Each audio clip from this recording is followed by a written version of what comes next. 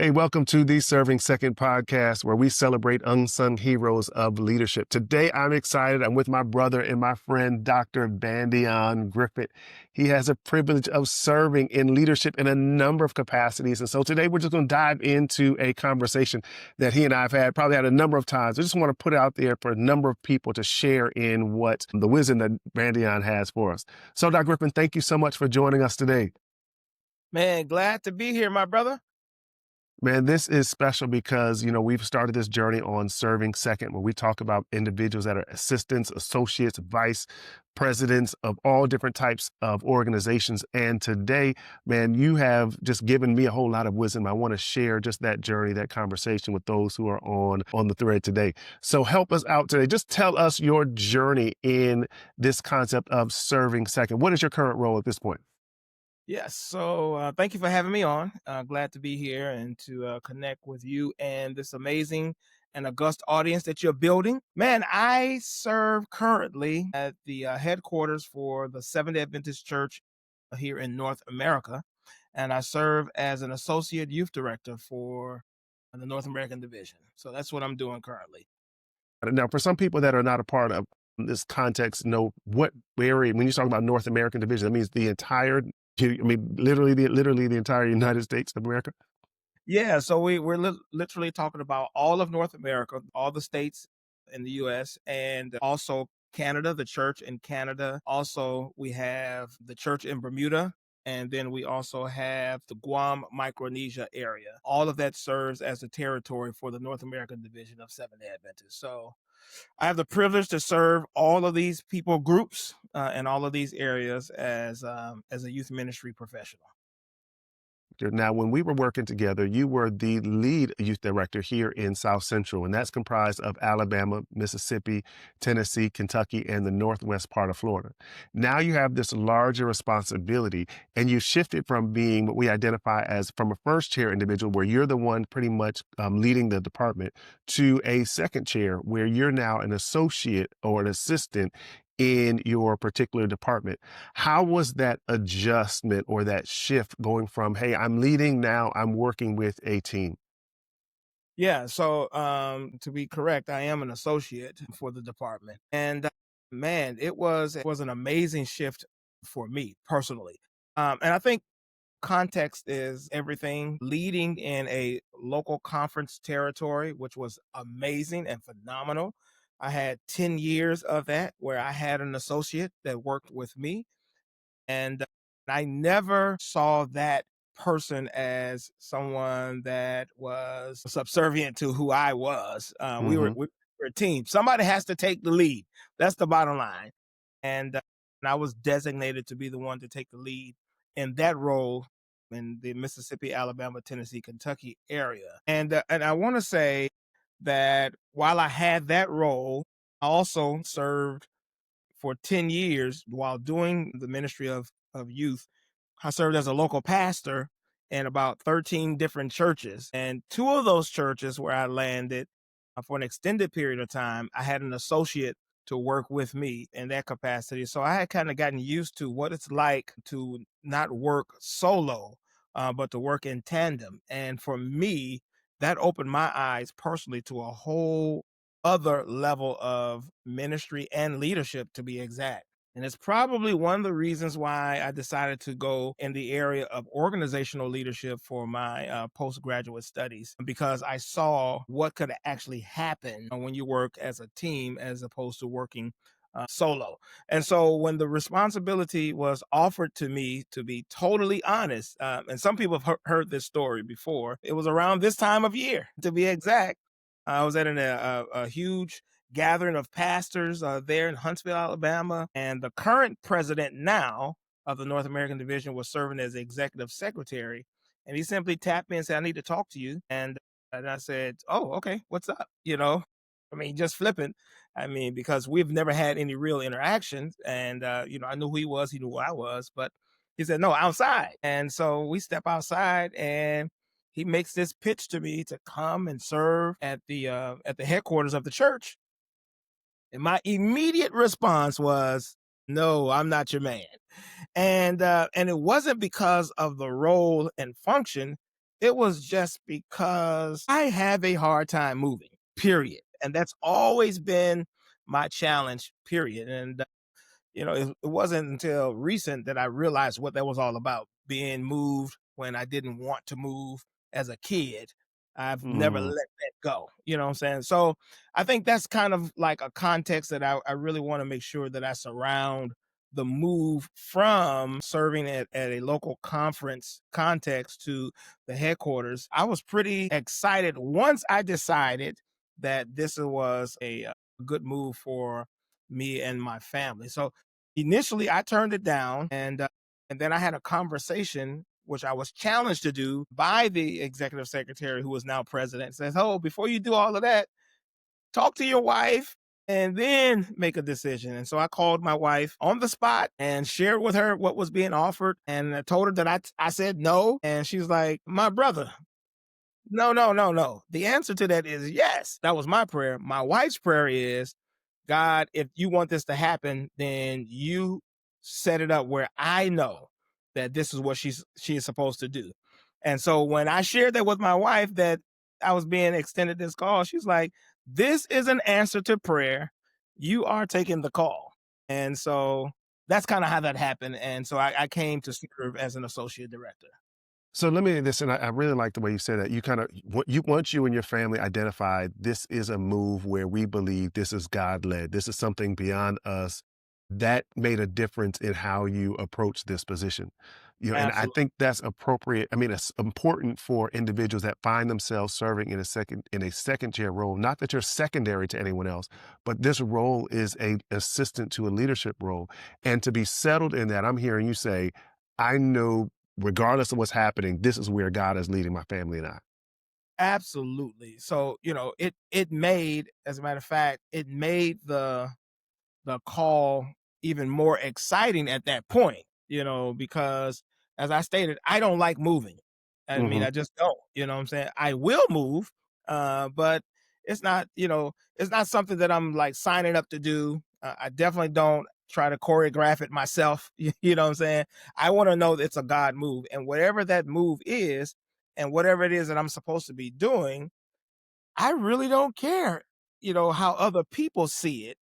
You know what I'm saying? As long as I know I'm actually in God's will. But And, Van, so let me ask you this. I want you to speak to the person who is they're in a place where they're in God's will. They feel like they're there. Did you have anybody, did you know the individuals that you were going to be working with? Or when you got there, so talk to me. You get there in this new situation, you believe that this is God leading, but now you're dealing with individuals who you've never worked with or maybe have met before. I'm not necessarily sure. Talk to us about that first encounter with this new team. man, I tell you, the lead director in our office, he and I both served as local conference directors in youth ministries. And so we were in the same room for meetings that happened at the North American division. Those called meetings that they have, you're talking about 59 different directors all in one space. So we never had any real interaction. We would be in the same room. And then the other individual had never served as a lead director. He was on an associate, and he only had been an associate for a short period, and he was actually called to serve at the North American division. I think it's apropos to say this, that all three of us were not the first choices to serve where we're serving now. Matter of fact, the lead director now came as an associate, and then the lead director who was serving prior to stepped down, and that's when he became the lead director. Yeah, so I mean, showing up there, I was pretty excited because of the context from which I was coming from. In other words, I had the privilege of having an associate director who was phenomenal. His name is Pastor Wayne Hewlett, is my dude to this day, and he and I had worked together very closely. And we didn't see any levels of who's in charge and who's not in charge. I mean, it was a foregone conclusion that they've asked me to be the lead, but how I led allowed us to both work together in harmony. And then the experience that I had in a local church where I had two associates to work with me in two different contexts, it said to me this, and a lot of people don't understand it, but this is what it said to me. It said, Man, 2 is always better than 1. And if you can share the load, especially if you're working with people who have vision and who have passion, who are not like helicopters, you know what I'm saying? They allow you to use your God-given gifts and talents to actually help bolster whatever that vision that is being cast. You know, I had the time of my life, man. One of my friends, close friends, his name is Pastor Java Madison. He was like a road dog for me in the local church. I mean, and we would be like tit for tat on a regular basis in our church setting. And so when I got the opportunity to come to the North American division to serve as an associate youth director, my first encounter with these guys was, what's the plan? I'm on the team. Tell me what my role and function is, and tell me what my budget is, and let me fly. Can we operate like that? And that was the heart to heart kind of conversation that I had with them. And that's, I think, part of, what my wife says is that I'm very quite sanguine, which is true, but I'm also just as much as I am sanguine, I'm choleric and I like to get stuff done. And I kind of have a, let's get it done. And so I talk real direct. One of the things I want to extrapolate from what you shared earlier is going into this new position because you've had the unique privilege of being able to serve as a lead director, and whether it be in church, whether it be in your youth department, that gave you a little bit more of an ease or an approach to navigate this new assignment. Even though the expanse was a lot larger, the territory was a lot larger, that was able to help you navigate this one.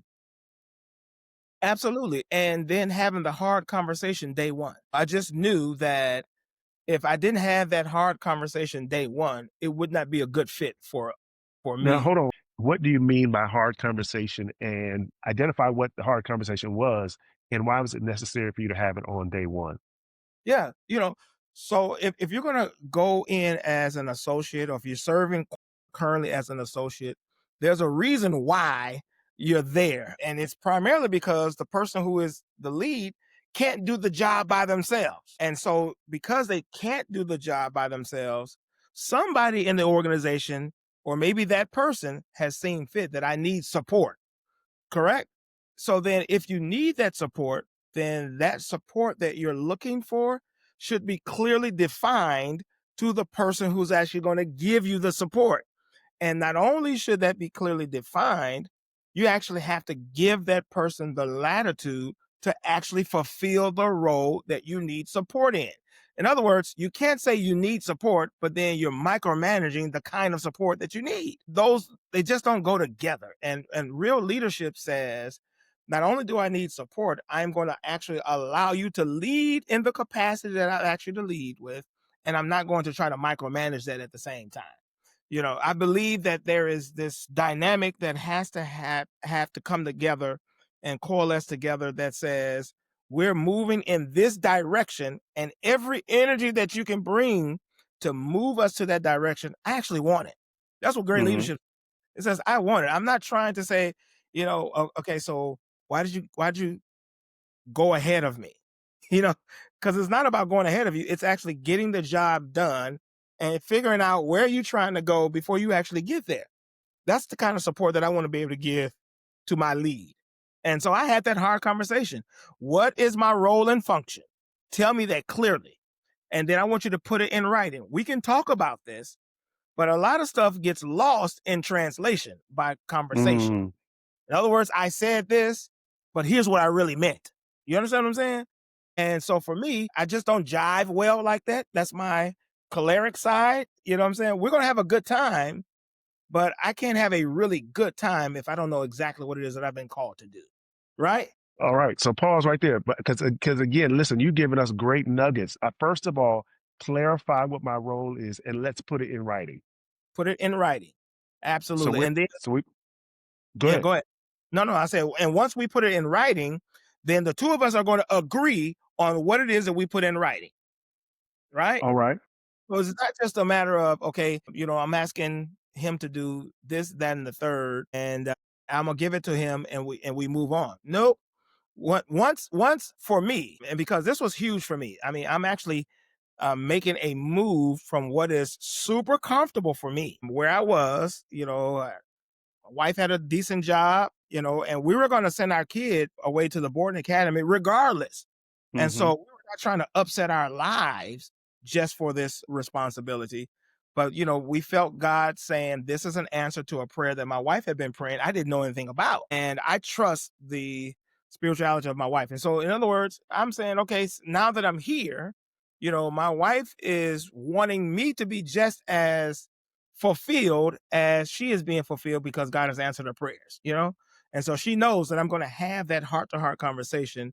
And if things go left, well, she hadn't quite picked up and moved yet. Yeah. You know what I'm saying? So we had that heart to heart conversation, put it in writing. I wanted to know what was my budget. And then I wanted to know how much freedom do I have to do the responsibilities that you have outlined on paper. Once I got that clarity, I was off to the races. And as I moved, you know, how do I say this? Culturally, I move a little different than some people. Okay. I think that's the best way I can say that. Yeah. Yeah. And my executive secretary at the time, who's now the division president, he said it on the front end. He's like, the context from which you're coming from, where you're used to doing everything and moving an agenda forward quite aggressively, I know that's what's going to happen when you get to the North American division. Just understand that you have a team that you're working with as well. And so do what you can to bring them along with you. So that's why I needed to have that heart to heart conversation so that I know that number one, I'm not in their lane, I'm in my lane. And in my lane, I just can't allow complacency to be the song of the day. You know what I'm Man, saying? listen, yeah, I am, even though I know the story, I am just now in this process of, teaching and leading other individuals that are serving second. I think, man, what you're sharing is rich. Number one, because I don't know if it got cut off when we started earlier. You said you had clarity for your family and for God that this is where you need to be. And then Absolutely. the next thing you said is identifying that, hey, we need to have some difficult conversations. What is my role? Put it down on paper. Now, what is my budget? How am I going to execute this budget? And then let me fly. Let me fly. And one of the things that, once you start flying, and anybody who is watching this and knows me, they know how I move. Those who don't, Well, I will let tell me you. just let me say this because I don't want to assume, because again, as we've known each other for a long time, the people that come in for seeing this guy, like, who is this guy? Listen, I want, and this is for everybody who's watching that is individual that serves second. Like, it does not, you are in that position. I think Van mentioned this earlier. You're in that position because you're highly skilled, because you're gifted in a particular area, and your individual that you're working with identifies that you are needed, that their work that is beyond them, and they need you. So you're coming into the situation with specific skill set, with specific gifts, with specific talents that are needed for your organization. And I just want to affirm you, Van, because you've done a phenomenal job. And those who are watching, because you are here because you have gifts and skills. And it's special because once you hone those skills, you can just fly. Yeah, Let me ask absolutely. you, Van, let me ask you this. What is one of the greatest joys that you've had as now if you mentioned that you've led, what is one of the greatest joys in your area of serving or your supporting leadership role? What's one of the say it again? Greatest joys. Oh, greatest joys is I don't have the headache of being the lead. Listen, Van, you are I'm not gonna I'm not going to lie to you, man. There's some things that I mean, and unfortunately or fortunately, I don't know how you want to dub it, but I mean, it's the same pay and I have less headache. I mean, you can miss me on everything else. So, man, listen, and that is even if it's $100 difference versus actually being able to be home and be with my family, I'm good with it. Yeah, I'm good with it. man, like, don't y'all don't miss what he is saying. Like, and this is one of the things. In fact, I was going to put this on one of my upcoming episodes. But what you're saying, I'm just going to unpack this because I think we can ride this out for the next, 45 minutes. But just the idea of there's a different level of responsibility when you're serving as an associate. And what I'm Mhm. hearing you say is that is a relief in some areas. Man, it's to be celebrated. It's not, I think too often we don't frame the responsibilities that God has entrusted us with in the right light. I have not been um downgraded at all. As a matter of Mhm. fact, and, I mean this with as much humility as I can muster here. I cannot fulfill the responsibilities that are coming my way from the people in terms of speaking, doing leadership training, leadership development, building curriculum, resources. My plate, or let me say that my cup overfloweth. It runneth over. And there are so many things that God has like given me the privilege to do. You know, I, I don't know if there would be a vast difference between me being in that first chair or in where I'm sitting right now. And here's one of the things that really makes it work for me in my context. Okay, one of the things that was happening quite rapidly when I first got there was number one, I'm the new kid on the block. Everybody wants to get a chance to know me. I'm being invited here, doing a lot of different things in the office. I mean, part of it is just he's the new guy. His personality seems to be quite jovial. You know me, having a good time, doesn't meet any strangers. And so the calls were like amplified a lot for me. And some of the things that, my lead and the other associate would ask, hey man, we know you're moving fast. Um, can we do this, that, and the third? And can we get this done? I was like, absolutely. Hey guys, listen, we're one team. We're not three different teams. We're one team. And they'll act something else the next week. And this, guys, hear me on this. I'm there. When do you want to meet? Because I'm literally, I'm moving. I'm fast tracking a lot of different things, but also, the other two guys are saying, while on others that are calling, don't pass us by. And so I would remind them on a regular basis. Hear me on this. We're one team. We're one team. Until one day, the lead director walks into my office, closes the door, and he says, there is something to what you're saying to us on a regular basis. And what I keep hearing you say is, there are no big I's, there are no little U's. The ground is actually level at the foot of the cross. We are one team. And I love that so much coming from you that I would like for us to adopt that in our office as our mantra. He says, and with your permission, I'd like to actually take it to our union youth directors. Those are the 9 different people who serve around the North American Division territory. And I want to start using that language with them. It became so popular until everything that we do now is known as one team, right? And that is because, first of all, I am overtly secure in who it is that God has called me to be, right? And because of that, not arrogant, just confident in what little skill sets that I have. Ain't the smartest one in the book, but I can actually get some stuff done through the power of the Holy Spirit. And I'm comfortable with me and my gifts, right? I don't see it as a slight. I had the privilege to say no. But if God says do this, why not? And so Man, we're known as one team around our building, and it has like caught fire around the division. Everything that we have, I'm surprised I don't have it on tonight. We wear hoodies and t-shirts and Oxfords. It all says one team. We have a car that we had in the parade. It has one team on the front of it. We believe that in order to really move an agenda aggressively down the road, to get the ball across the goal line, you got to see yourself as one team, even though you have separate roles and functions. But I am here to support the lead. And if the lead will allow me to do that with the gifting that God has given me, we're going to have a good time getting it done. man, this is rich because you've kind of shared the idea of what started as your team of 3, the guys that you're working with, individuals you're working with, that went just kind of knowing the journey that you guys took and how it's literally been a mantra for across the division. You know, that's Canada, United States, Guam, all the different areas. That idea of one team, but it started with you being secure who God had called you to be. Next step was identifying, hey, listen, we're clear on what roles we have, the budgets that I need to have, the skill set I have.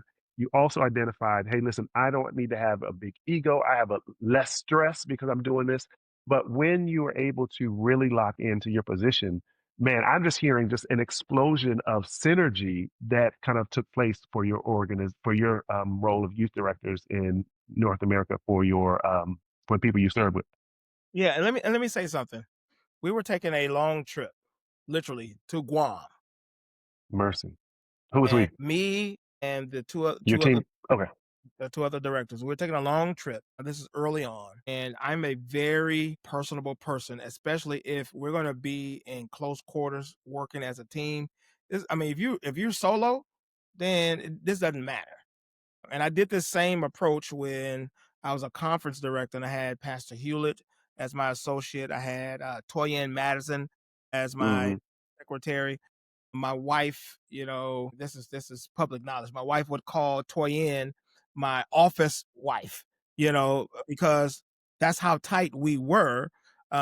Wayne was like my brother, and we had to have those kind of close quarter relationships so that we can actually get stuff done. Not so that we can just be in each other's business, but so I can understand why Toyin responds the way she does, why Wayne responds the way he does, especially when it comes to us getting into the trenches of something that's hard, or when So it's time wait, for wait, hard conversations. Go ahead. man, listen, you're dropping gems here. What you're saying is this is more than just getting a job done. You know, and I know people talk about work wife and all those things are different people that you work, and I know the way you do relationships.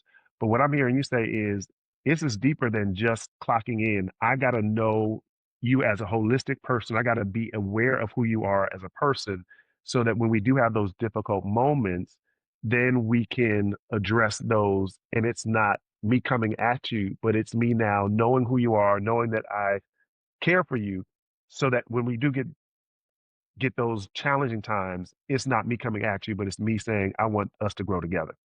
Yeah, leadership is not about how well you lead. It's about how well are you trusted, right? No, no, don't walk away from that.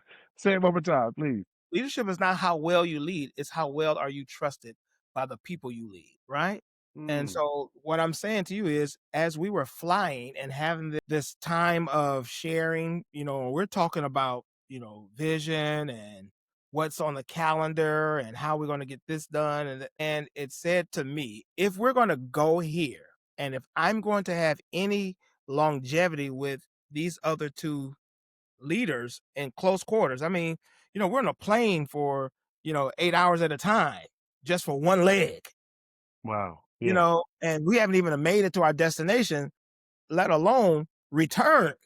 There are certain things that for me as a leader says, take the lead on having this conversation, right? We land in Guam one night, true story. And I can't believe I'm telling this publicly, but true story. We land and we have hotels in Guam. And if you've never been to Guam, Guam is super expensive. It's U.S. territory, but it is super expensive. And we go to the Days Inn, we go into our room, and we realize, as expensive as this hotel is, it's a dump.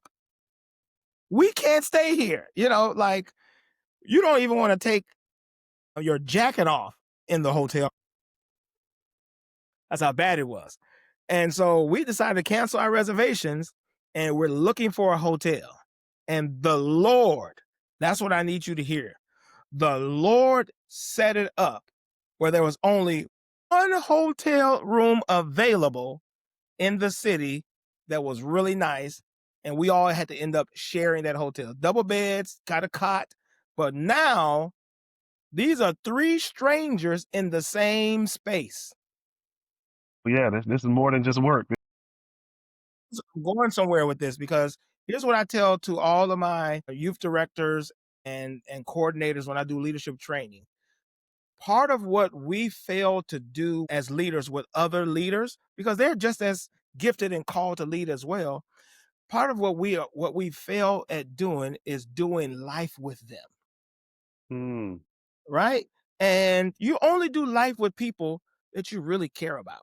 If I only see you as, man, get this document out for me, make sure all the I's are dotted, the T's are crossed, we're pretty much not going to have a really good working relationship. We'll get along, but what God can really do, we won't really get a chance to experience that. And Mm. for for for the first time that in that moment, we did life together. We had to stay in the same room together. And I had never done that before with them. You understand what I'm saying? You know, you and I have shared a hotel room. I want everyone to know that. I'll leave it at that. You know, I mean, you know, we've done those kind of things, but this is a whole new group. I mean, you know, Mhm. got a Hispanic and a Caucasian and an African American. You know what I'm saying? But we did life. And on the way back, I said to them, those guys, if in fact we're going to actually be what God has called us to be, I need you all to be in my home 2 weeks from now. Man, Mm. what are you talking about? I said, I want you to come to my house because what we got going on at the office is one thing. What will happen in my house will be a whole nother thing. And we'll discover what it is that God really wants to see happen in our lives. They bought in. They came to my house. You know, I called my wife before we got back to the States, and I said, "Hey, honey, I've invited the entire team and their families to come Mhm. for dinner." And she's like, "All right." Let me tell you something. They came in our home, ate food from an African American lady, and you know, I ain't ashamed to say my wife can lay it down. You know what I'm saying? She laid it down. From that moment, both of those guys said, "All right, you coming to my house next. You're coming to my house next." Mm. Point on, we have been what we call one team, and so we have threads. The three of us, we have a one team thread, and then we have a Mhm. thread with all of our family members, and it's the one team family thread. You know, we decided that we're going to not just work together, but we're going to do life together. You know, when I lost my father, my team was there. Yeah.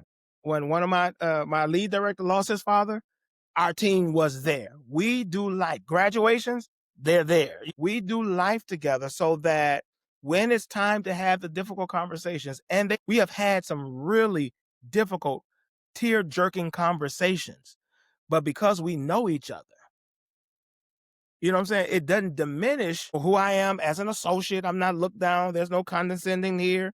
You know what I'm saying? We've learned how to respect each other's roles and functions, stay in our lanes. If somebody asks me to do something that is not a part of my portfolio, I respond immediately, you need to talk with such and such. You know, Mm.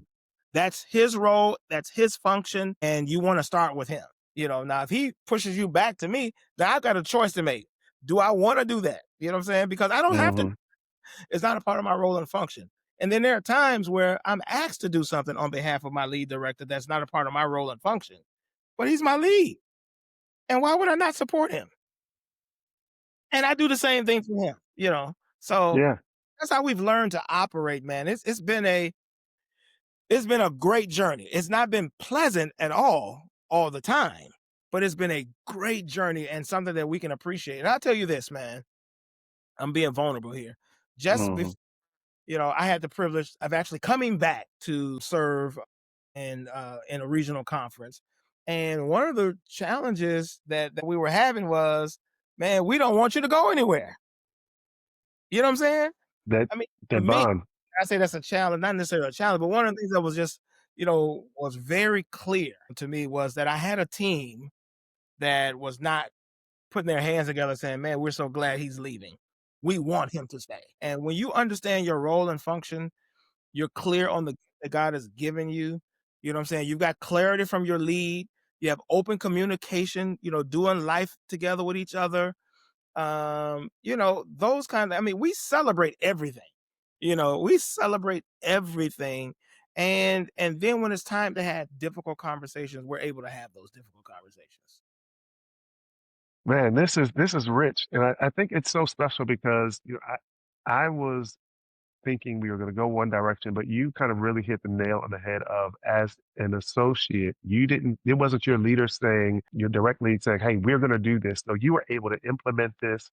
You were able to bring this on, and it literally transformed the way, not just the organization, but as an individual, your team makes a difference. And I've had the opportunity to see the three of you guys work together. It's phenomenal just to see it. It's not just a working relationship, or it can't just be a working relationship. This is something that is, we're doing life together, and that makes it so much easier. Man, listen, what is, you said a lot. What, you're talking to somebody who's serving second. They're hearing this. What is one final parting gem that you want to share with somebody who is sitting in an associate assistant or a vice type of role? I want to say to you very clearly, and I want you to lean in when I say this. If you are serving or you have the privilege, and I think you need to hear that, you have the privilege to serve, period. I want you to take that seriously, first of all. That is not a downgrade, that is not a diminishing role or function. And I want to say to that person, as Ben Lundquist said to me and a whole group of leaders, and I hold this dear to my heart, crush the assignment in front of you. If you're going to be all that God has called you to be, just because you're in the second chair doesn't mean you're not the lead of the second chair. I mean, That's it. don't be in the That's it. second chair and be lousy. You know, you're in the second chair to lead, and lead that well, and crush the assignment in front of you. I mean, do it with excellence. Everything that I try to do, everything I put my hand to do, I'm always trying to see how can I do this thing where it literally blows my mind and the mind of the people I get a chance to serve. And there are some roles and functions and assignments that I have been given because I've learned how to crush the assignment in front of me. I mean, I don't know how many times people have called me the director for youth ministries for the North American division, and I have to correct them. No, I'm the associate, and I'm good Yeah. with it. Oh man, we thought you were the director. When you crush the assignment, your gifts, the Bible is true. Your gifts will make room for you, right? But for many of us, honestly, man, and I don't think, I don't care if you in a Fortune 500 company. I don't care if you're at Walmart. I don't care if you're at McDonald's or you're in a local church and you're number two, or you're in a religious setting, you're number two. That is not that is not a mediocre assignment. Crush that thing. Do it with excellence. I mean, don't leave any question marks. You know what I'm saying? I mean, as I say, pull your pants above your belly button and get it done. And get it done with excitement, like with passion. And man, I'm excited that I have the gift to do this. You know what I'm saying? Because here's what I realized, even as an associate, when I was almost considering taking another assignment, there were so many people lined up to be an associate. Yeah. Yeah. You know what I'm saying? And in the role and function that God has gifted you to serve, you leave, there are people lined up to be in that particular responsibility. So it's not something that should be taken lightly. To any of you who are listening right now, what God has gifted you with, crush that thing. I mean, do it at a high level with high energy. Hold your head up, stick your chest out. I mean, go hard in the paint. I mean, whatever it is, you know what I'm saying? And there are times, man, where I don't feel like it. I think we need to keep that 100. Hmm. Let's keep it a band. And I have a village called Kim and Kaylin. Hallelujah. You know what I'm saying?